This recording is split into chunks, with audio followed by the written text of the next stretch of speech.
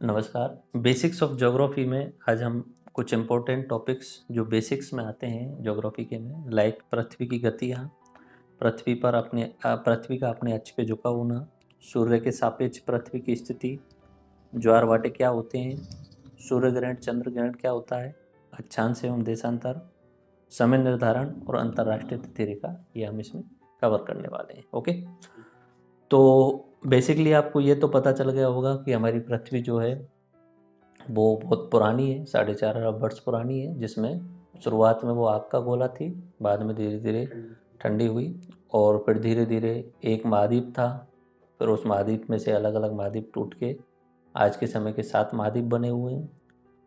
और उसके अलावा आपको एक दो पॉइंट और पता होंगी, पृथ्वी गोल है 3D में, इस तरीके की पृथ्वी है, ठीक है, इस तरीके की। आप मैप जो देखते हैं ना, वो 2D में देखते हैं एक्चुअली में। आप के सामने जो भी मैप हमने लगाए होंगे, ले लाइक यहाँ पे मैं आपको एक मैप लगा के दिखा देता हूँ। मैप जो आप देखते हैं वो हमेशा 2D में आपको देखने को मिलता होगा। ये जो आप देख रहे हैं वर्ल्ड का मैप, ये 2D में है, जिसमें आपको हम नॉर्मली पढ़ाते हैं, 7 महाद्वीपों के बारे में अध्ययन कराते हैं। तो एक दो पॉइंट और ध्यान रखने हैं आपको। ये अपनी पृथ्वी, ठीक है। अब ओरिजिनली मैं यहाँ पे जब रख रहा हूँ, इस पे जब रख रहा हूँ, तो आपको ये वाला तिरछा हिस्सा आपको दिख रहा होगा, ठीक है। ये तिरछा वाला आपको दिख रहा होगा, झुकी हुई है। पहले एक शब्द आता है अक्ष, एक्सिस क्या होता है। अगर हम यहाँ से इस जगह से एक तार लें और इस जगह पे नीचे वाले पॉइंट पे उत्तरी ध्रुव और दक्षिणी ध्रुव पे तार लेके और बीच से निकाल दें इससे, तो वो बोला जाता है एक्सिस यानी अक्ष। ऊपर होके नहीं निकालना है, इसके अंदर होके निकालना है, केंद्र के अंदर होते वो होता है अक्ष। हम नॉर्मली जब उसमें पढ़ते हैं, अपने लेक्चर में पढ़ते हैं, तब गोला बना लेते हैं और बीच में से उसमें अक्ष निकाल देते हैं। लेकिन वास्तविकता में क्या होता है, हम जब पढ़ते हैं तब इस तरीके का पढ़ते हैं, लेकिन वास्तविकता में ये झुकी हुई है पृथ्वी 23.5 डिग्री, ठीक है। अब इन्हीं चीज़ों पे बहुत सारी चीज़ें डिपेंड करने वाली हैं, लाइक दिन और रात कैसे बनते हैं। तो पृथ्वी अपने एक्सिस पर घूमती रहती है। एक्सिस पर घूमना मतलब ये पृथ्वी है, ये अपने आप इस तरीके से घूम रही है, अपने आप घूम रही है। इसका कोई मतलब ये नहीं है कि कोई फोर्स हम लगा रहे हैं, ऑटोमेटिक घूम रही है। दूसरा, ये पृथ्वी सूर्य के चारों तरफ चक्कर लगा रही है, ठीक है। उसके अलावा तीसरी बात, चंद्रमा इसके चारों तरफ चक्कर लगा रहा है, ठीक है। तो 3 चीजें लगातार, चंद्रमा भी अपने एक्सिस पे घूम रहा है और इसके चारों तरफ चक्कर भी लगा रखा है। एक पॉइंट और ध्यान रखना है, चंद्रमा अपने एक्सिस पे उसी गति से घूम रहा है जिस गति से पृथ्वी अपने एक्सिस पे घूम रही है, ठीक है। इसलिए हमें चंद्रमा का हमेशा एक भाग दिखाई देता है, ठीक है। लाइक यहाँ पे चंद्रमा घूम रहा है, यहाँ पे चंद्रमा घूम रहा है और उतनी स्पीड से यहाँ पे पृथ्वी घूम रही है। तो जितनी पृथ्वी घूमी उतना ही चंद्रमा घूम गया उस जगह पे, तो हमें चंद्रमा का सिर्फ एक भाग दिखाई देता है, ठीक है। उसके अलावा चंद्रमा जब घूमता है ना, तो कभी इस तरीके की कक्षा बनाता है, कभी थोड़ा नीचे की साइड में होके इस तरीके की कक्षा बना लेता है, कभी कभी इस तरीके से निकाल के लेकर के आ जाता है। तो चंद्रमा की जो घूमने की है वो फिक्स एक जो है वो सर्किल नहीं है। नॉर्मली ज़्यादातर चीज़ें जो घूम रही हैं वो अंडाकार में घूमती हैं, ठीक है। प्रॉपरली सर्किल या वृत्त में नहीं घूमती हैं, थोड़ा सा चेंज होता रहता है। कभी कभी ऐसा भी होता है कि चंद्रमा पृथ्वी के ज़्यादा नज़दीक आ जाता है और कभी कभी जब दूरी दोनों के बीच में ज़्यादा बढ़ जाती है, तो प्रॉपर एक सर्किल नहीं है, ये अंडाकार है, इसलिए यहाँ पे थोड़ा सा यहाँ पे चेंज रखना। तो 2-3 चीज पॉइंट याद रखनी है।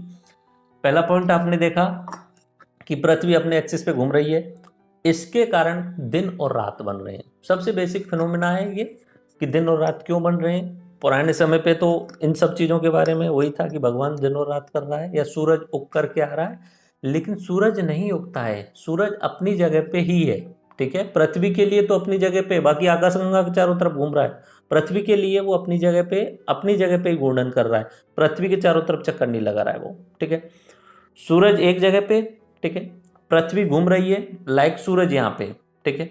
तो पृथ्वी जो घूम रही है वो पश्चिम से पूरब की ओर घूम रही है, पृथ्वी का घूर्णन जो है वो इस तरीके से पश्चिम से पूरब की तरफ में। तो इधर वाली जो जगह है, लाइक में यहाँ पे इमेज में अगर हम बात करें, तो यहाँ पे जापान जो है वो सबसे पहले आता है, ठीक है। तो जापान के लिए जो है वो सूर्योदय सबसे पहले दिखता है, ठीक है। बाकी होने को तो ज़्यादा अंतर नहीं है, उससे पहले इधर भी सूर्योदय हुआ है, लेकिन हमने सिस्टम ऐसा बना रखा है अंतरराष्ट्रीय तिथि रेखा की नया तारीख जो होगी वो इधर की साइड से ही हम शुरू मान लेते हैं, ठीक है। तो सबसे पहले जापान में, उसके बाद में इधर भारत, फिर अरब और अफ्रीका, और फिर लास्ट लास्ट में अमेरिका वाली साइड में जो सूर्योदय होता है, ठीक है। और दिन और रात बनने का समझ में आपको बेसिक कॉन्सेप्ट है, बचपन में प्रैक्टिकल किया होगा कि अगर कोई घूमती हुई वस्तु है, इधर की साइड से टॉर्च लगाएंगे तो एक हिस्सा ही उसमें आपको दिखेगा, दूसरे साइड जो है वो अंधेरे में रहेगा।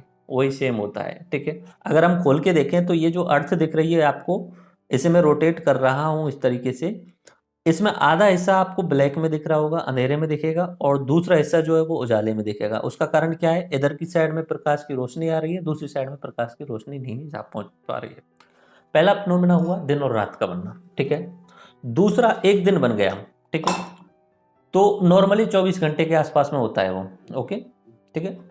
दूसरा फिनोमेना आता है महीने का कैसे बनता है, ठीक है। एक महीना क्या होता है, एक महीने का मतलब होता है कि यहाँ चंद्रमा है, ठीक है। ये चंद्रमा इस तरीके से चक्कर लगा रहा है पृथ्वी के, ठीक है। ये चंद्रमा जो चक्कर लगा रहा है टोटली पृथ्वी के यहाँ तक आने में, वो 28 दिन ले रहा है, ठीक है। तो उससे किसका निर्माण हो रहा है, एक महीने का निर्माण हो रहा है, ठीक है। और ये जो पृथ्वी है ये सूर्य के चारों तरफ चक्कर लगा रही है, और ये पृथ्वी जब सूर्य के चारों तरफ चक्कर लगाती है तो एक साल के आसपास में चक्कर लगाती है, उससे वर्ष का निर्माण हो रहा है, ओके। हमारी पृथ्वी पर हम रोजाना दिन और रात का चक्र देखते हैं। हमारी पृथ्वी को अंतरिक्ष से देखने पर हमें पता चलता है पृथ्वी घूर्णन और परिक्रमण दो प्रक्रियाएं करती है। घूर्णन प्रक्रिया में पृथ्वी अपने अक्ष पर घूमती है। अक्ष एक काल्पनिक रेखा है जिस पर पृथ्वी घूर्णन करता है, जिसके कारण दिन और रात बनते हैं। पृथ्वी का आधा हिस्सा सूर्य की तरफ होता है, वह हिस्सा जो सूर्य की तरफ होता है वहाँ पे उजाला होता है, यानी दिन का समय होता है।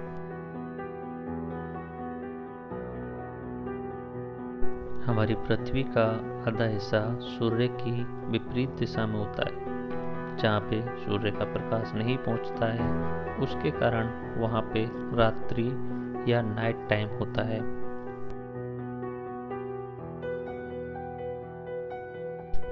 हमारी पृथ्वी को काल्पनिक अक्ष पर घूर्णन करने में 24 घंटे का समय लगता है। इस तरीके से किसी भी स्थान पर 24 घंटे में दिन और रात की प्रक्रिया संपन्न होती है।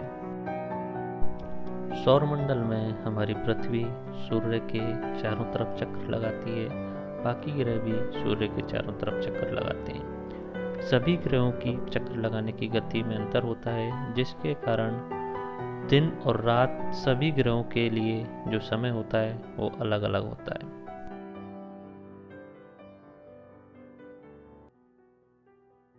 यही सारे फिनोमेना है यहाँ पे हमने देखने। पेज नंबर 2 शुरू कीजिए। पृथ्वी की गतियां। पहली गति है घूर्णन यानी रोटेशन, अपना अक्ष पर घूमना, ठीक है, जिसके कारण क्या हो रहा है, दिन रात का निर्माण हो रहा है, इसलिए इस घूर्णन को दैनिक गति बोला। दूसरा है परिक्रमण यानी रेवोल्यूशन, यानी इसके कारण क्या हो रहा है, एक वर्ष का निर्माण। ये सूर्य के चारों ओर चक्कर लगाना, इसे परिक्रमण बोला जाता है। और अपने अक्ष पर घूमना क्या कहलाता है, घूर्णन कहलाता है। परिक्रमा करना एक अपने अक्ष पर घूमना, ये होता। घूर्णन में पृथ्वी अपने अक्ष पर पश्चिम से पूर्व की ओर दिशा में घूमती है, ठीक है, इस दिशा से और इस दिशा की ओर चलती जा रही है, पश्चिम से। अच्छा, ये ध्यान रखना है, सूर्य सबसे पहले कहाँ निकलता है, पूर्व दिशा में निकलता है, ठीक है। पृथ्वी के घूमने की दिशा उल्टी याद रखनी है आपको, पश्चिम से पूर्व की ओर पृथ्वी घूम रही है, तभी वो पहले साइड में वो निकलेगा। आप अगर मैं कैमरे में दिखाने की कोशिश करूँ मैं यहाँ पे, तो इधर हुई पश्चिम दिशा और इधर हुई पूर्व की साइड दिशा, ठीक है, इस पृथ्वी के हिसाब से मैं बात कर रहा हूँ, ठीक है। तो मैं इसे जैसे जैसे घुमाता जाऊंगा तो ये दिशा सबसे पहले आएगी आपकी साइड में। सूरज भी अगर मैं इधर मान लूँ कैमरे की साइड में, तो सूरज के लिए ये पहले आएगा, ठीक है। फिर धीरे धीरे घूमता जाएगा, ये हिस्सा पीछे की साइड में चला जाएगा, अंधेरा होता जाएगा इधर की साइड में। दूसरा, सूरज जहाँ पे सीधा पड़ेगा वहाँ पे प्रकाश अधिक होगा, तापमान अधिक होगा। सूरज जहाँ पे तिरछा पड़ेगा वहाँ पे प्रकाश कम पहुँचेगा और वहाँ पे तापमान भी कम होगा, ठीक है। लाइक अगर सूरज यहाँ पे है, ठीक है, तो वो मान लीजिए अगर भूमध्य रेखा पे सीधा पड़ रहा है सूरज, तो इन साइडों पे जो है वो कम पड़ रहा है, ठीक है। इन साइडों पे कम पड़ेगा तो यहाँ पे और यहाँ पे टेम्परेचर कम होगा। टेम्परेचर कम होगा तो वहाँ पे जो है वो बर्फ़ जम जाएगी, इसलिए इन ध्रुवों पे बर्फ़ जमी हुई होती है। ये ऊपर वाला हिस्सा उत्तरी ध्रुव है, उत्तर की दिशा में तो उत्तरी ध्रुव है, और नीचे वाला हिस्सा दक्षिणी ध्रुव है, जिसमें अपना अंटार्कटिका महाद्वीप भी आता है। यहाँ पे देखेंगे तो आपको ये अंटार्कटिका महाद्वीप आपको दिख जाएगा। अंटार्कटिका महाद्वीप एक्चुअली में अपने आप में एक स्थल भाग है, ये ध्यान रखना है। अंटार्कटिका में स्थल है और उत्तरी ध्रुव में कोई स्थल नहीं है। उत्तरी ध्रुव में स्थल नहीं है, लेकिन बर्फ वहां पे भी जम जाती है, लंबे टाइम में पानी ही जम जाता है वहां पे। ऐसा है, अंटार्कटिका का स्थल है तो यहाँ पे तो 12 महीने इस स्थल के ऊपर तो बर्फ जमी रहती है। उसके अलावा जब सर्दियों का टाइम आता है उनके लिए सर्दियां तब होंगी जब हमारी साइड में उत्तरी गोलार्ध में गर्मियां हो रही होंगी, ठीक है। तो यहाँ पे उस समय ये इसके ऊपर बर्फ जमी है, साथ साथ में ये पानी भी जम जाता है, ठीक है। तो ये पूरा का पूरा जो है वो ठंडा प्रदेश रहता है। तो ये चीज़ आपको ध्यान रखना है, जहाँ प्रकाश की तीव्रता सीधी किरणें पड़ेंगी वहाँ तीव्रता अधिक होगी, और जहाँ तिरछी पड़ेंगी वहाँ पे प्रकाश तीव्रता कम होने के कारण टेम्परेचर भी कम होगा। घूर्णन के कारण अन्य प्रभाव भी होते हैं, लाइक पवनों एवं समुद्री धाराओं में विक्षेपण। ये अपना क्लाइमेटोलॉजी वाला जो लेक्चर आएगा उसमें हम देखेंगे, एक कोरिलेसिस इफेक्ट आता है। इस घूर्णन के कारण हमारी जो वायुमंडल की जो पवनें हैं उनकी दिशा में परिवर्तन होता है। ये घूम रही है, ठीक है, हवा ऊपर की साइड में निकल रही, तो वो हवा भी उसकी साइड में गति से कोशिश करेगी, तो पवनों में और समुद्री धाराओं में विक्षेपण भी होता है। ध्रुवों का चपटा आकार है, ठीक है। पृथ्वी एग्जैक्टली जो पूर्ण रूपेण गोल नहीं है, थोड़ा बहुत इसका चपटा आकार है ध्रुवों की साइड से, ओके। और भूमध्य रेखा का उभार है, भूमध्य रेखा जो है वो थोड़ी सी फैली हुई है, ओके। परिक्रमण की बात करें की पॉइंट में, सूर्य के चारों ओर एक अंडाकार मार्ग में परिक्रमण करता है पृथ्वी, ठीक है। अंडाकार, फिर प्रॉपरली गोल नहीं है। अंडाकार का मतलब होता है कि कभी कभी जो है वो कम और ज़्यादा हो जाती है वो आकार जो होता है उसमें। जैसे मान लीजिए मैं इमेज बना के देता हूँ, ये सूर्य है और इस तरीके से अंडाकार जो है वो मार्ग में गति करता है। इसमें अंडाकार मार्ग में जो होता है कभी दूरी बहुत ज़्यादा हो जाती है और कभी दूरी बिल्कुल नज़दीक हो जाती है, ठीक है। एक होता है उपसौर, एक होता है अपसौर। अपसौर में दूरी ज़्यादा होती है और उपसौर में दूरी कम होती है। औसत दूरी हम बताते हैं 14.97 करोड़ किलोमीटर बताते हैं, या 15 करोड़ किलोमीटर बताते हैं, ठीक है। उपसौर और अपसौर में दूरी में चेंज आ जाता है, ओके। उसके बाद में टाइम इसमें 365 दिन 5 घंटे 48 मिनट का लगता है घूमने में। औसत दूरी है 14.96 करोड़ किलोमीटर, 97 कोई भी मान लो। अंडाकार कक्षा में परिक्रमण है। उपसौर का जो समय होता है वो 3 जनवरी, उस समय दूरी बिल्कुल कम होती है। और अपसौर का समय हो जाता है वो 4 जुलाई, उस समय दूरी जो है होती है सूर्य से अधिक होती है। आगे बात समझ में, जब पृथ्वी सूर्य से अधिकतम दूरी पे है तब है अपसौर, ठीक है, अपसौर। और जब नज़दीक है तब है उपसौर। डेट बताइए क्या क्या डेट है। उपसौर की जो डेट क्या है, 4 जुलाई। उपसौर की डेट बताइए, उपसौर की डेट है, डेट दोबारा बताइए। उपसौर की डेट क्या है, 3 जनवरी। और अपसौर की डेट क्या है, 4 जुलाई। तो यह ऑब्जेक्टिव के लिए थोड़ा सा ध्यान रखने का है, ओके। उपसौर के समय पृथ्वी और सूर्य के मध्य की दूरी 14.7 करोड़ किलोमीटर और अपसौर के समय 15.2 करोड़ किलोमीटर हो जाती है, ठीक है। तो ये अपसौर और अपसौर आपने देख लिया। जब दूरी अधिकतम होती है, यहाँ पे ये इस इमेज में थोड़ा सा गलत डाला हुआ है, निम्नतम दूरी जो होगी वो ऊपर की साइड वाला जो होगा यहाँ पे निम्नतम होगी, ये तो अधिकतम होगी, ओके। अपसौर और उपसौर के समय पृथ्वी एवं सूर्य के मध्य दूरियां भिन्न भिन्न होती हैं, परंतु पृथ्वी द्वारा प्राप्त सूर्य ताप पर इसका प्रभाव होता है। निश्चित सी बात है, सूर्य से अगर दूरी कम होगी तो तापमान अधिक होगा, और दूरी अधिक होगी तो तापमान कम होगा। दूर जाने पर टेम्परेचर कम होता जाता है। अब एक फिनोमेना, सबसे इंपॉर्टेंट फिनोमेना जो जिसे समझने में थोड़ा सा आपको दिमाग लगाना पड़ेगा, और वो फिनोमेना है ऋतुओं का निर्माण होना। आप सभी जानते हैं पृथ्वी सूर्य के चारों तरफ परिक्रमण करती है और इसमें कुल 365 दिन का समय लगता है। साथ में आप ये भी जानते हैं कि पृथ्वी अपनी धुरी पर घूर्णन करती है जिसमें 24 घंटे का समय लगता है। पृथ्वी अपनी धुरी पर 23.5 डिग्री झुकी हुई है, जिसके कारण हमारी पृथ्वी पर विभिन्न ऋतुओं सीजन्स का निर्माण होता है। इसे हम एग्जाम्पल से समझते हैं। एग्जाम्पल के रूप में जब उत्तरी ध्रुव में सर्दियाँ पड़ती हैं तो आप इस वीडियो में देख सकते हैं कि सूर्य की किरणें दक्षिणी ध्रुव की साइड में या दक्षिणी गोलार्ध में सीधी पड़ रही हैं और उत्तरी गोलार्ध की साइड में तिरछी पड़ रही हैं। यानी जहाँ किरणें तिरछी पड़ती हैं वहाँ पे सर्दियाँ होती हैं। हम आगे घूमते हुए और मार्च में पहुँचते हैं। मार्च के समय पे सूर्य की किरणें भूमध्य रेखा पर सीधी पड़ती हैं। इस समय दिन और रात का जो समय होता है वो पूरी पृथ्वी पे एक जैसा होता है। हम थोड़ा आगे बढ़ते हैं, अप्रैल, मई और जून में जाते हैं तो 21 जून के दिन सूर्य की किरणें कर्क रेखा पर सीधी पड़ती हैं। यानी सूर्य की किरणें उत्तरी गोलार्ध में अधिक सीधी पड़ रही हैं, जिसके कारण उत्तरी गोलार्ध में गर्मियों बढ़ जाती हैं, जैसा कि हमारे भारत में आपको देखने को मिलता है। अगर आप ध्यान दें तो जिस समय उत्तरी गोलार्ध में गर्मी पड़ रही हैं उस समय दक्षिणी गोलार्ध में सर्दियों का समय होता है, क्योंकि उस समय सूर्य की किरणें दक्षिणी गोलार्ध में तिरछी होती हैं। ठीक है, ऋतुएं कैसे बनती हैं? कभी सर्दी आ जाती है, कभी गर्मी आ जाती है, कभी बरसात का मौसम आ जाता है। ये कैसा होता है? देखो, अगर मान के चलिए ये इस तरीके से होता, ये 23.5 डिग्री पे नहीं झुका हुआ होता और इस तरीके से होता, तो सूर्य के चारों तरफ चक्कर लगाता रहता। उस समय सूर्य का यहाँ पे जो प्रकाश पड़ रहा है वो पूरे के पूरे साल भर में एक समान रहता, क्योंकि इस तरीके से होती पृथ्वी। ठीक है, लेकिन अब ये इस तरीके से, अब एक कंडीशन समझने की कोशिश करना। मान लीजिए मैं यहाँ पे मान लेता हूँ ये सूर्य है। ठीक है, ऊपर वाला ध्रुव को, ऊपर वाला जो कहलाता है वो उत्तरी ध्रुव, उत्तरी गोलार्ध कहलाता है और नीचे वाला जो होता है वो दक्षिणी गोलार्ध कहलाता है। ठीक है, ये अपनी पृथ्वी है, ये ऊपर वाला हिस्सा उत्तरी गोलार्ध, नीचे वाला दक्षिणी गोलार्ध, ये अपना सूर्य है। ठीक है, अब अपने अक्ष पे तो ये घूम ही रहा है, जिसके कारण दिन और रात का निर्माण हो रहा है। इस समय इस कंडीशन में यहाँ सूर्य है तो इसकी किरणें यहाँ पे भूमध्य रेखा पे सीधी पड़ रही हैं इस समय। ठीक है, तब दिन और रात पूरे बराबर होंगे सब जगह पे। ठीक है, और भूमध्य रेखा पे सबसे अधिक यहाँ पे तीव्र गर्मी पड़ेगी, क्योंकि सीधी किरणें किस पे पड़ रही हैं? भूमध्य रेखा पे। अब ये घूमते घामते इस तरीके से आ जाता है। ठीक है, इस तरीके से आ गया।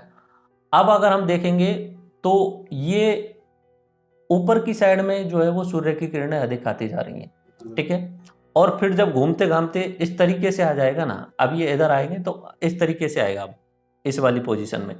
तो अब यहाँ पे देखेंगे तो सूर्य की किरणें ऊपर की साइड में सीधी पड़ रही हैं। ठीक है, कर्क रेखा की साइड में, तो ऊपर की साइड में गर्मियाँ होने लग जाएंगी।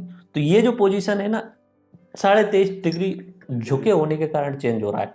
इसका मतलब ये हुआ कि आपको एक समय पे भूमध्य रेखा पे सीधी किरणें दिख रही हैं, उसके बाद में पृथ्वी के घूर्णन के कारण, हम तो इमेज में जब बनाते हैं ना तो सूर्य को ऊपर नीचे कर लेते हैं, लेकिन सूर्य ऊपर नीचे नहीं हो रहा है, ये पृथ्वी की ऑटोमेटिक जो घुमे होने के कारण जो है वो वैसा हो रहा है। यहाँ पे हमें क्या दिख रहा है? जैसे इधर की साइड में देख रहे हैं दक्षिणी गोलार्ध वाला हिस्सा दिख रहा है, ये उत्तरी गोलार्ध वाले हिस्से पे जैसे आ रहे, ऐसे घुमा घुमा के लाएंगे तो आप देख पा रहे होंगे कंडीशन उसमें। एक टाइम पे सूर्य की किरणें भूमध्य रेखा पे सीधी पड़ रही हैं, एक टाइम पे कर्क रेखा पे, और एक टाइम पे मकर रेखा पे सीधी पड़ रही हैं, और इनके बीच में जो है वो घूमता रहता है। और इसी के कारण जब कर्क रेखा पे सीधी पड़ेंगी तब कर्क रेखा वाले क्षेत्र में गर्मी पड़ेंगी, नीचे वाले पे तिरछी होंगी उस समय, तो नीचे वाले क्षेत्र में सर्दियां होंगी। और अगर वो मकर रेखा पे सीधी पड़ रही है तो वहां पे गर्मी होगी, और ऊपर वाले क्षेत्र में जो होगी वो सर्दी होगी। तो ये पॉइंट आपको ध्यान रखना है और डेट याद रखनी होगी। ठीक है, डेट कौन कौन सी हैं? 21 मार्च से 23 मार्च के बीच में उत्तरी गोलार्ध पे सीधा होता है। पेज नंबर 3 पे जो डेट्स हैं वो आप देख लीजिए। आप शुरू करते हैं 21 जून से। ठीक है, 21 जून से शुरू करते हैं। 21 जून के दिन उत्तरी गोलार्ध में ग्रीष्म ऋतु होती है, क्योंकि सूर्य की किरणें किस पे सीधी पड़ रही हैं? कर्क रेखा पे सीधी पड़ रही हैं। ठीक है, उसके बाद में हम चलते हैं, पृथ्वी का जो परिक्रमण हो रहा है और हम पहुंच जाते हैं 23 सितंबर के दिन। ठीक है, 23 सितंबर के दिन सूर्य की किरणें भूमध्य रेखा पे सीधी पड़ेंगी, ठीक है। उसके बाद में हम नीचे जाते हैं तो 22 दिसंबर के समय पे अपनी मकर रेखा पे सीधी पड़ रही हैं, फिर दोबारा से आते हैं तब भूमध्य रेखा पे सीधी पड़ रही हैं। तो 21 जून के दिन उत्तरी गोलार्ध में गर्मी होंगी और दक्षिणी गोलार्ध में सर्दी होंगी, ठीक है। उसके बाद में 23 सितंबर को नॉर्मली जो है वो डे और नाइट बराबर होंगे भूमध्य रेखा पे जो पड़ रही हैं, इसलिए उस समय शरद ऋतु उत्तरी गोलार्ध में होंगी और दक्षिणी गोलार्ध में बसंत ऋतु होंगी, ओके। ये होगा, तो ये वाली इमेज है, आपको ध्यान रखनी होगी और इसी में से ये डेट आपको याद रखने होंगे, ठीक है। 21 जून को कहाँ पे पड़ रही हैं किरणें सीधी? उत्तरी गोलार्ध में। और 22 दिसंबर को पड़ रही हैं दक्षिण गोलार्ध में, यानी मकर रेखा पे पड़ रही हैं। और दो डेट और आपको याद रखनी है, 21 मार्च और 23 सितंबर, जिस समय भूमध्य रेखा पे किरणें सीधी पड़ रही हैं। तो मैं नॉर्मली जब एग्जाम में आपसे कुछ पूछा जाता है तो ये सवाल पूछे जाते हैं, 4 सवाल ओनली। दिन रात बनने की घटना क्या है? पृथ्वी के अपने अक्ष पे घूर्णन के कारण। ऋतु का निर्माण क्यों हो रहा है? पृथ्वी का अपना अक्ष पर 23.5 डिग्री घूर्णन के कारण। परिक्रमण अगर कर रही है, अगर घूमी हुई नहीं है वो 23.5 डिग्री पे, वो थोड़ा सा झुकाव नहीं होता तो ऋतुओं का निर्माण नहीं होता, ठीक है। उसके बाद में वर्ष का निर्माण पृथ्वी द्वारा सूर्य का परिक्रमण, ओके। ये चीज़ें आपने यहाँ पे देख ली, ओके। उसके बाद में हम देखते हैं ज्वार एवं भाटा, टाइड्स क्या होते हैं। टाइड्स का आपने वीडियो देखी होंगी कभी कभी। एक तो होती हैं लहरें, समुद्र की लहरें जो बहुत तेज आती हैं ऊपर, जो एक होता है टाइड्स। समय के साथ साथ में धीरे धीरे उसमें पानी का जल स्तर बढ़ता जाता है और दिन में नॉर्मली 2 बार तो बढ़ता ही है उसमें, ठीक है। वैसे 4 बार का टाइम होता है, एक बार बढ़ना, एक बार घटना, एक बार बढ़ना, फिर घटना, इस तरीके से 4 बार होती है टोटल ये घटना, ठीक है। चंद्रमा के गुरुत्वाकर्षण बल के कारण ज्वार भाटा यानी टाइड्स आते हैं। इस वीडियो में टाइम लैप्स के द्वारा बे ऑफ फंडी में हाई टाइड्स को दिखाया गया है। चंद्रमा एवं सूर्य की आकर्षक शक्तियों के कारण सागरीय जल के ऊपर उठने की घटना को ज्वार यानी हाई टाइड एवं जल स्तर नीचे उतरने की घटना को भाटा यानी लो टाइड कहा जाता है। सामान्यतः दिन में 2 बार भाटा एवं 2 बार ज्वार आते हैं, यानी 24 घंटे में ये टाइड्स की प्रक्रिया 4 बार संपन्न होती है।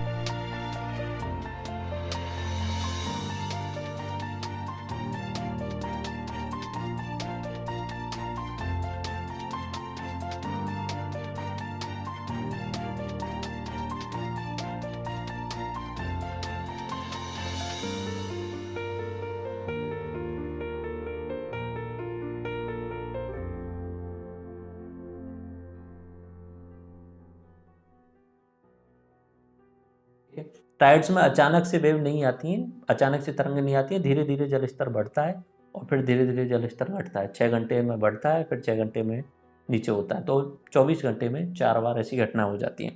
वो क्यों होता है? चंद्रमा एवं सूर्य की आकर्षण शक्तियों के कारण सागरीय जल के ऊपर उठने की घटना को ज्वार यानी हाई टाइड कहा जाता है और जल स्तर नीचे उतरने की घटना को भाटा कहते हैं। इसका की पॉइंट है चंद्रमा का गुरुत्वाकर्षण बल। गुरुत्वाकर्षण बल क्या होता है? 2 वस्तुओं के बीच में लगने वाला बल, ठीक है। ये हर जगह लगता है, कोई भी 2 वस्तुओं लाइक ये पेन और ये अपना एयरपॉड, इन दोनों के बीच में इस समय बल लग रहा है और जिसकी वैल्यू इन दोनों के द्रव्यमान और इन दोनों के बीच की दूरी पे डिपेंड करता है, ठीक है।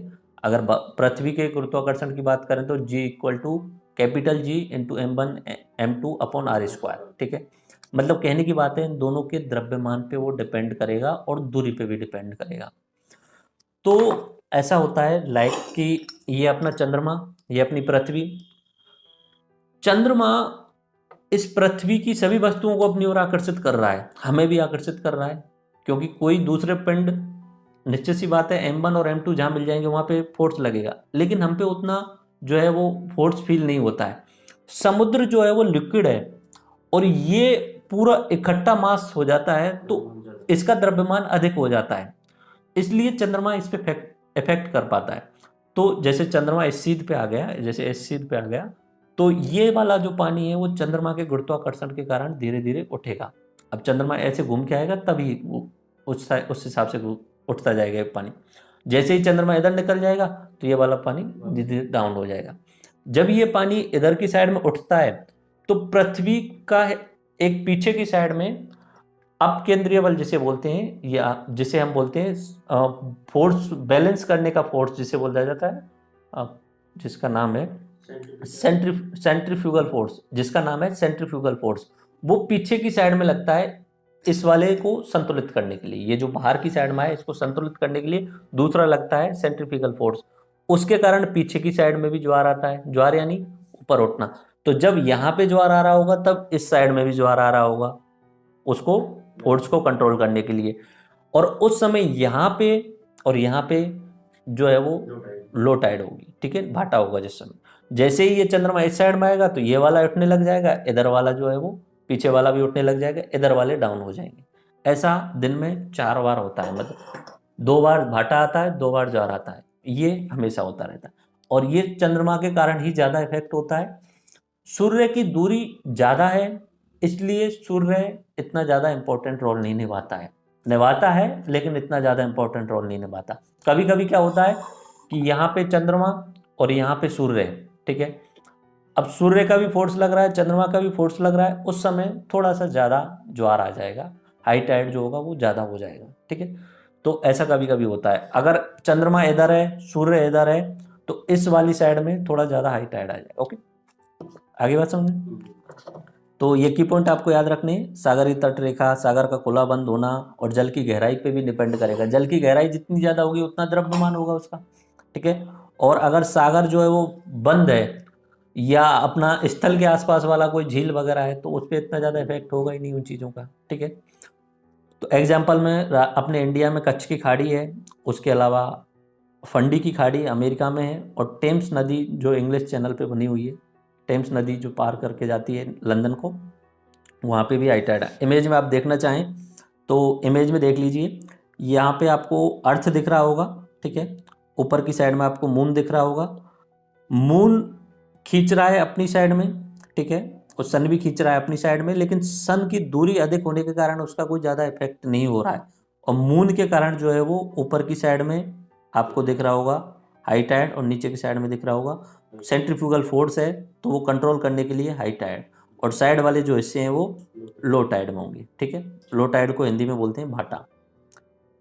यहाँ पे 2 शब्द हैं, उपभू और अपभू, सेम जो पहले मैंने बताए थे अपसौर और उपसौर, उसी टाइप में, ठीक है। जैसे चंद्रमा जो है वो पृथ्वी के चारों तरफ चक्कर लगा रहा है, वो भी अंडाकार में लगा रहा है। पृथ्वी सूर्य के चारों तरफ चक्कर लगा रही है, वो भी अंडाकार में।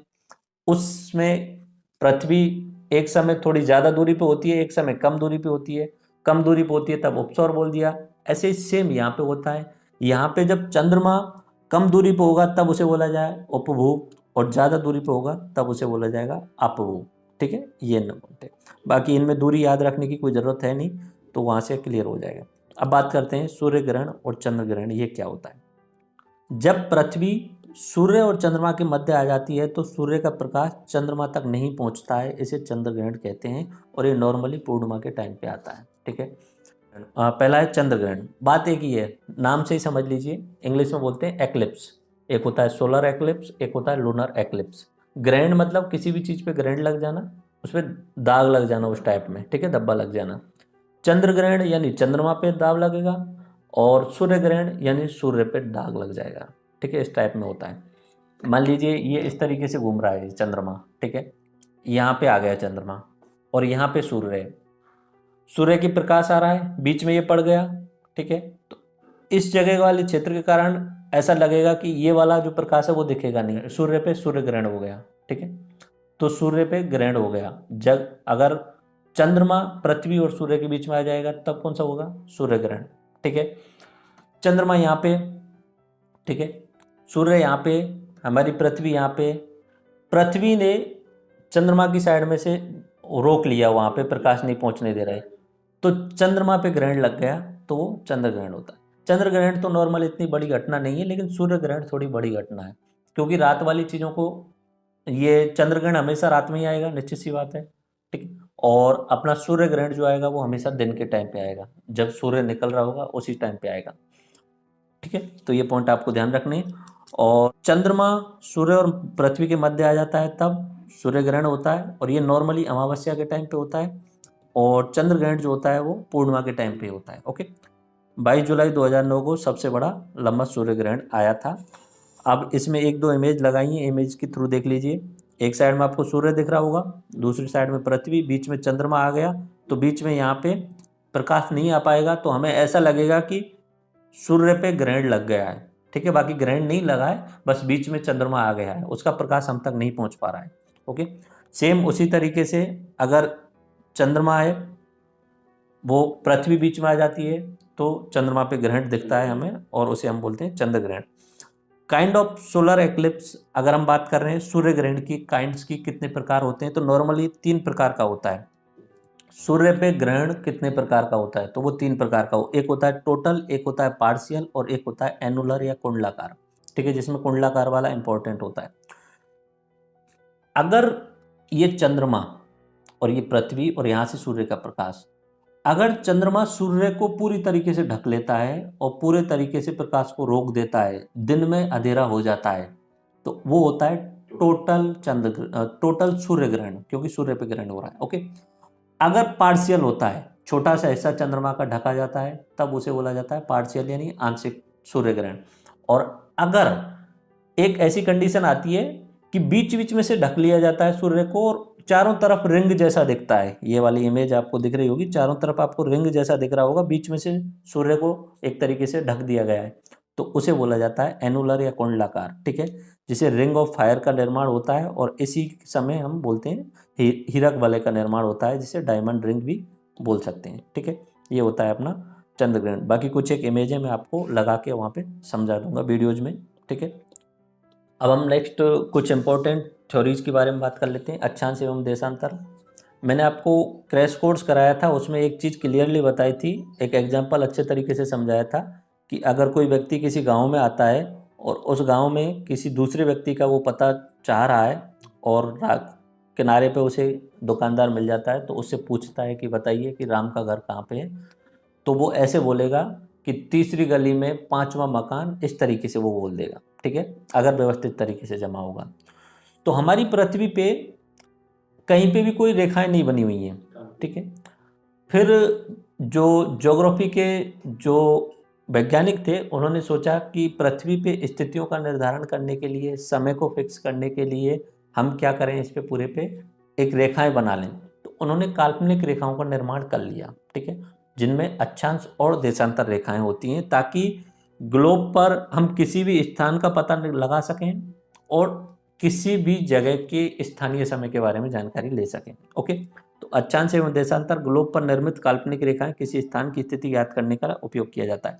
अक्षांश क्या होता है, भूमध्य रेखा से किसी स्थान की कोणीय दूरी होती है, angular distance of a place from the equator, ये सभी समानांतर वृत्त होते हैं, और कुल अक्षांश संख्या होती है 181, दो अक्षांशों के बीच की दूरी होती है 111 किलोमीटर। ये अपना ग्लोब लिया उन्होंने, इस ग्लोब को बीच में से काट दिया। ठीक है, काटने के बाद में, या आप सेव लीजिए, बीच में से काट दीजिए, तो बीच में जो केंद्र होता है, उस केंद्र से उन्होंने भूमध्य रेखा पे एक लाइन खींची। ठीक है, पहले उन्होंने भूमध्य रेखा पे एक लाइन खींची, और फिर उस लाइन से ऊपर की साइड में 1 डिग्री, 2 डिग्री, 3 डिग्री ऐसे करते हुए 90 डिग्री तक गए। इमेज में आपको क्लियरली दिख जाएगा, ये वाली आप इमेज देख रहे हैं ना, साइड वाली इमेज देखिए आप, इसमें बीच में से काटा हुआ है। ठीक है, भूमध्य रेखा पे सीधी लाइन खींच दी और उसे बोल दिया 0 डिग्री यानी इक्वेटर यानी भूमध्य रेखा बोल दिया। अब इससे ऊपर की साइड में कोण बनाया उन्होंने 1 डिग्री का, 2 डिग्री का, 10 डिग्री का, 15 डिग्री का। ठीक है, अब वो जैसे ही जहाँ पे पृथ्वी पर आकर मिली, वहाँ पे उन्होंने पूरे पे एक गोला बना दिया, सर्किल बना दिया। लाइक यहाँ अंदर से उन्होंने 5 डिग्री का बनाया और वो यहाँ आके पहुँचा, तो फिर इस जगह पे पूरे पे उन्होंने एक पूरी लाइन बना दी, ये पूरा एक सर्किल बन गया। तो हर अक्षांश एक पूरा व्रत है। क्या है, एक पूरा व्रत है, पूरा का पूरा व्रत है। इसमें आप दूसरे वाली इमेज में आप देख सकते हैं। बाकी हम जो 2D में बनाते हैं तब एक लाइन के रूप में बनाते हैं, बाकी ओरिजिनलिटी में क्या है, ये एक व्रत होता है, पूरा संपूर्ण व्रत होता है। और देशांतर जो होते हैं वो अर्ध व्रत होते हैं, हम थोड़ी देर में देख लेते हैं। ओके, तो ये पॉइंट याद रखना है। दूसरा, इनकी संख्या याद रखनी है। इनकी संख्या होती है 181। 90 ऊपर की साइड में, 90 नीचे की साइड में, और एक जीरो यानी भूमध्य रेखा वाली। ठीक है। अब वैसे देखी जाए तो इसमें ऊपर की साइड में जैसे जैसे ये बढ़ता जाएगा उस समय ये व्रत जो है, व्रत का आकार में कमी आती जाएगी, छोटा होता जा रहा है, ऊपर साइड जाते रहे छोटा, और यहाँ पे तो बिल्कुल पॉइंट पॉइंट हो जाएगा। ऐसे ही सेम टू सेम नीचे की साइड में भी बिल्कुल पॉइंट हो जाएगा, बिल्कुल छोटा सा पॉइंट हो जाएगा व्रत जो है। तो उत्तरी ध्रुव वाला एक पॉइंट है, नीचे वाला एक ध्रुव। ठीक है। पूछा जाए अगर अक्षांश रेखाएं कितनी है तो 181 है, और अक्षांश के व्रत कितने हैं, तो इनको अगर पॉइंट मान लें तो 2 घटा दो, 179 हो जाएंगे। व्रत का अगर पूछा जाए तो अक्षांश के व्रत कितने हैं तो 179 है, और अक्षांश की टोटल रेखाएं कितनी है, 181 रेखाएं। ओके। अक्षांश के 4 या 5 इंपॉर्टेंट अक्षांश होते हैं। 0 डिग्री वाला अक्षांश इंपॉर्टेंट है, जिसे हम भूमध्य रेखा बोलते हैं। 23.5 डिग्री वाला, जिसे हम ऊपर की साइड में कर्क रेखा बोलते हैं, नीचे की साइड में मकर रेखा बोलते हैं। उससे और ऊपर जाते हैं तो 66.5 डिग्री वाला आर्कटिक अक्षांश, नीचे की साइड वाला अंटार्कटिक अक्षांश। ठीक है। और धीरे धीरे ऊपर जाते रहते हैं तो 90 डिग्री पे उत्तरी ध्रुव का पॉइंट आ जाता है, और नीचे दक्षिणी ध्रुव का पॉइंट आ जाता है। 2D वाला आप इमेज देख लीजिए, 2D में आपको सीधी सीधी रेखाएं दिख रही होंगी टोटली। ठीक है। बाकी ये क्या है, व्रत है। इस वाले नेक्स्ट पेज पे आप देखेंगे, इसमें मैंने टेम्परेचर का तो आपको समझा दिया। जहाँ अगर सूर्य की किरणें सीधी पड़ेंगी तो टेम्परेचर हाई, और सूर्य की किरणें तिरछी पड़ेंगी तो टेम्परेचर लो। इसी तरीके से यहाँ पे हमने जो है वो हीट जोन्स में बांटा हुआ है अपनी पृथ्वी को। ठीक है। क्योंकि भूमध्य रेखा के आसपास में मोस्टली जो होता है वो सूर्य की किरणें ज़्यादातर समय जो है सीधी रहती है, तो वहाँ पे टेम्परेचर अधिक रहता है। ऊपर की साइड में जाते हैं तो टेम्परेट जोन होता है, शीतोष्ण जिसे बोला जाता है, और उससे ऊपर जाते हैं पोलर जोन में तो वहाँ शीत जोन बोला जाता है, शीत कटिबंध उसे बोला जाता है। तो 23.5 से 66.5 वाला जो होता है वो टेम्परेट यानी शीतोष्ण होता है। 23.5 कर्क रेखा से 23.5 मकर रेखा तक उष्ण कटिबंध होता है, और नीचे की साइड में जाते हैं 23.5 से 66.5 तो शीतोष्ण हो गया, और 66.5 से लेके 90 डिग्री तक जो होता है वो शीत कटिबंध वाला क्षेत्र होता है। ये अपना क्लाइमेटोलॉजी वाला जो आएगा उसमें काम आएंगी, क्योंकि इन्हीं के आधार पे जो है वो पवनें चलती हैं, और पवनों के साथ साथ में मानसून भी चलते हैं और समुद्र की धाराएं चलती हैं। अब एग्जाम के दृष्टि से यहाँ पे 2-4 पॉइंट आपको ध्यान रखनी होंगी। एक तो मकर रेखा कौन कौन से देशों से होकर गुजर रही है। ठीक है। विषुवत रेखा कौन कौन से देशों से गुजर रही है। अब इनके ज़्यादातर के नाम याद ना रखें तो संख्या ध्यान रख लेना। मकर रेखा 12 देशों से गुजर रही है, विषुवत रेखा 13 से, और कर्क रेखा 18 देशों से गुजर रही है। ये देख लीजिए, विषुवत रेखा के इंपॉर्टेंट देश जैसे मैं बोलूँ इंडोनेशिया से गुजर रही है, ब्राज़ील से होकर गुजर रही है। बाकी एक ऐसा महाद्वीप है अफ्रीका महाद्वीप जिसमें से तीनों रेखाएं गुजर रही हैं। ठीक है। इनमें से भारत में होकर कौन सी रेखा गुजर रही है बताइए आप। कर्क रेखा गुजर रही है, और कर्क रेखा सबसे ज़्यादा देशों से होकर गुजर रही है। इसका मतलब कि उत्तरी गोलार्ध जो है उसमें स्थल भाग ज़्यादा है, और दक्षिणी गोलार्ध में स्थल भाग कम है। ठीक है। उत्तरी गोलार्ध में बहुत सारा स्थल भाग है, इसलिए उत्तरी गोलार्ध में टेम्परेचर जो है वो नॉर्मली नीचे की तुलना में जो है वो अधिक मिलेगा आपको। ओके। तो ये आप इमेज अगर देखेंगे, इस वाली इमेज में ये वाला यहाँ से लेके और इधर का हिस्सा जो है वो दक्षिणी गोलार्ध में, इसमें आपको ज़्यादातर हिस्सा पानी पानी दिख रहा होगा। ठीक है। ज़्यादातर हिस्से में पानी दिख रहा होगा। कुछ भाग दक्षिण अमेरिका का है, और कुछ भाग जो है वो अफ्रीका का है, बाकी एक ऑस्ट्रेलिया महाद्वीप आ रहा है इसमें। ओके। और नीचे की साइड में जो है वो ये वाले जो है वो अंटार्कटिका है ही महाद्वीप। ओके। ये अपना अक्षांश हुआ। देशांतर ग्लोब पर निर्मित होने वाले काल्पनिक अर्धवृत्त हैं ये। 0 डिग्री देशांतर से किसी स्थान की कोणीय दूरी होती है। देशांतर सदैव अक्षांशों के लंबवत होते हैं। कुल देशांतर की संख्या 360 है। 0 डिग्री देशांतर का नाम है ग्रीनविच। ग्रीनविच रेखा जैसे बोला जाता है क्योंकि ये ग्रीनविच नामक शहर जो कि लंदन के पास में है वहाँ से होकर के गुजरती है। अन्य नाम उसके मानक देशांतर, प्रधान यामोत्तर यानी ग्रीनविच मीन टाइम, और जुलू टाइम जिसे बोला जाता है। अब एक चीज़ आप समझ रहे होंगे कि जैसे यहाँ पे सूर्य है और यहाँ पृथ्वी है, ये पृथ्वी इस तरीके से घूम रही है। जापान में सुबह हो गया, उस समय इधर की साइड में अंधेरा है। ठीक है। तो पूरे विश्व में एक ऐसा सिस्टम बनाना टाइम का ताकि पता चल जाए लोगों को कि इस समय जापान में क्या हो रहा होगा, उजाला हो रहा होगा, अंधेरा हो रहा होगा। तो इसके लिए उन्होंने इस पूरे विश्व को ऊपर से नीचे की साइड में पूरे भागों में बांट दिया, ठीक है। अब देखो, भूमध्य रेखा जब बनाई तब तो बीच में से काट दिया, अब ऊपर से जब काटेंगे ना तो ये इसे ऐसे काट लो या ऐसे काट लो, तब पूरी सब जगह से बराबर रहेगा। यहाँ से तो एक दो भाग बन गए, ठीक है। ऐसे काटेंगे तो यहाँ से काट लो या यहाँ से काट लो, सब में एक बराबर रहेगा। इसलिए उन्होंने एक स्थान को चूज किया और वो स्थान था इंग्लैंड के पास में, यहाँ पे इंग्लैंड में लंदन के पास में ग्रीनविच नाम का एक शहर। उन्होंने बोला कि इस जगह से हम सीधी रेखा बनाते हैं, इस जगह से, यहाँ से, ओके, ये वाली लाइन। और उन्होंने ये अर्धवृत्त बनाया नीचे तक, उत्तरी गोलार्ध से लेके और दक्षिणी गोलार्ध तक ये अर्धवृत्त जा रहा है, और इसका नाम दे दिया उन्होंने 0 डिग्री। इसके इस साइड में पूरब, इसके इस साइड में पश्चिम, ठीक है। इधर हुआ पूर्वी देशांतर, इधर हुआ पश्चिमी देशांतर। अपना इंडिया कौन सी दिशा में आ रहा है, ये आ रहा पूर्वी देशांतर, और अमेरिका पश्चिमी देशांतर में आ रहा है। फिर उन्होंने टाइम का फिक्स किया कि पृथ्वी को पूरा चक्कर लगाने में कितना समय लगता है, 24 घंटे लगते हैं। अपना घूर्णन करने में 24 घंटे लगते हैं। इसका मतलब एक बार दिन और एक बार रात हो गई, 24 घंटे में पृथ्वी अपने अक्ष पे घूम लेती है, यानी 360 डिग्री घूम जाती है पृथ्वी, ठीक है। तो 1 डिग्री घूमने में कितना समय लगेगा, 4 मिनट लगेगा। वैसे निकाल सकते हो आप चाहो तो, इतना ज़्यादा टफ नहीं है इसमें, ये कोई बड़ी मैथ नहीं है कि 24 घंटे में जो है वो 360 डिग्री घूम रहा है, या 360 डिग्री घूमने में 24 घंटे लग रहे हैं, ठीक है। तो 1 डिग्री घूमने में कितना लगेगा, 24 घंटे को हम मिनट में बदल रहे हैं तो 60 का गुणा कर देंगे अपॉन 360, तो कुल मिला के 4 मिनट। 4 मिनट में पृथ्वी 1 डिग्री घूम जाती है, ठीक है। 4 मिनट के अंतर्गत जो है वो 1 डिग्री घूम रही है इस तरीके से।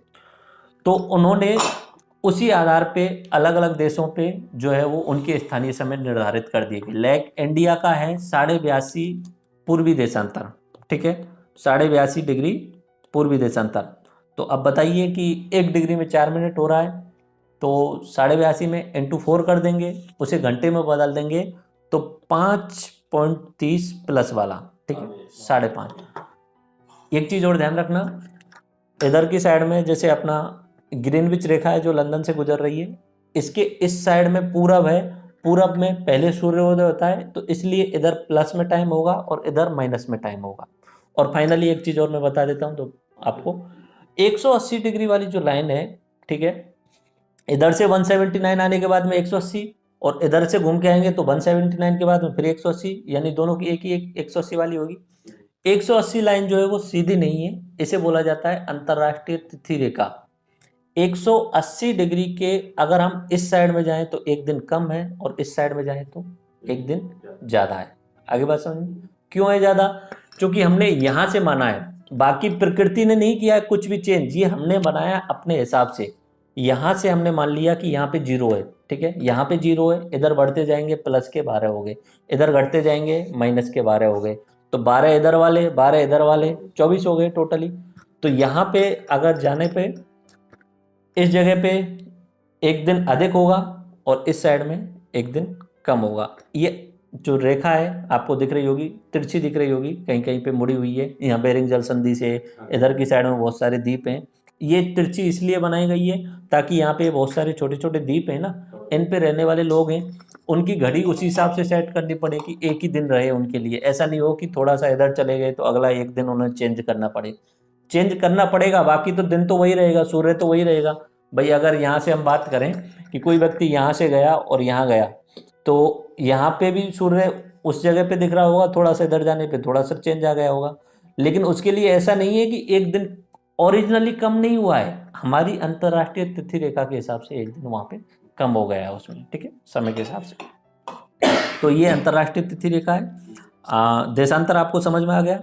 ये अर्धवृत्त हैं, ऊपर से नीचे की साइड में खींचे गए हैं, और इनकी कुल संख्या कितनी हुई, 360 हुई, क्योंकि इनका जो 180वीं वाली है वो दोनों को मिला करके एक ही आ रही है। इधर से 179 आ गए और इधर से 179 आ गए, तो 180 पे ये दोनों मिल गए, और 180 वाली रेखा क्या बोलते हैं, अंतर्राष्ट्रीय तिथि रेखा बोला जाता है। देशांतरों के बीच की दूरी विषुवत वृत्त पर अधिकतम होती है एवं ध्रुवों पर न्यूनतम होती है। ये भी आप देख लीजिए इस इमेज से, वीडियो से, इसमें समझ में आ जाएगा आपको। ग्लोब से यहाँ से ये देशांतर आया और यहाँ से एक दूसरा देशांतर आया, इन दोनों देशांतरों की यहाँ पे तो दूरी बिल्कुल नाम मात्र है, क्योंकि यहाँ पे तो जाके ये टच हो ही रहे हैं, ठीक है। फाइनली यहाँ पे ध्रुवों पे तो जीरो ही दिखेगी, जैसे जैसे जा रहे हैं वैसे वैसे दूरी बढ़ती जा रही है, ठीक है। आपको दिख ही रहा होगा, इन दो ध्रुवों इनको ले लें तो यहाँ पे जाके मिल जा रहे हैं, और यहाँ पे जो है वो दूरी अधिकतम है। तो यहाँ वाली जो दूरी है भूमध्य रेखा पे सर्वाधिक होती है, 1 डिग्री पे 111.3 किलोमीटर होती है।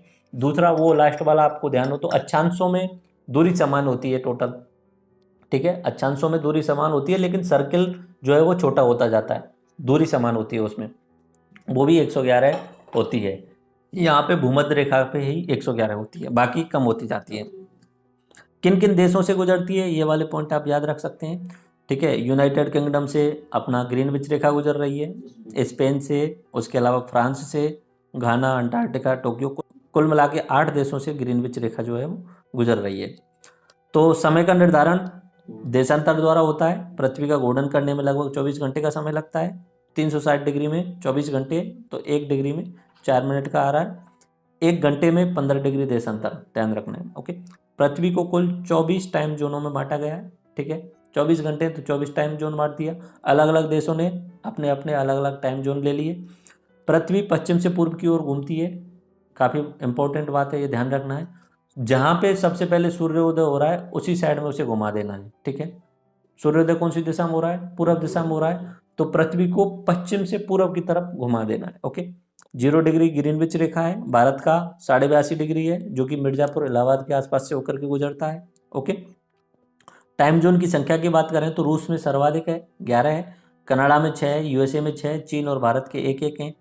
भारत में अंग्रेजों के टाइम पे एक और टाइम जोन था जिसे चाय बागान टाइम जोन बोला जाता था, जो कि असम वाले क्षेत्र में था। तो वो ये इलाहाबाद वाला जो टाइम जोन है उसे 1 घंटे आगे था उधर की साइड में।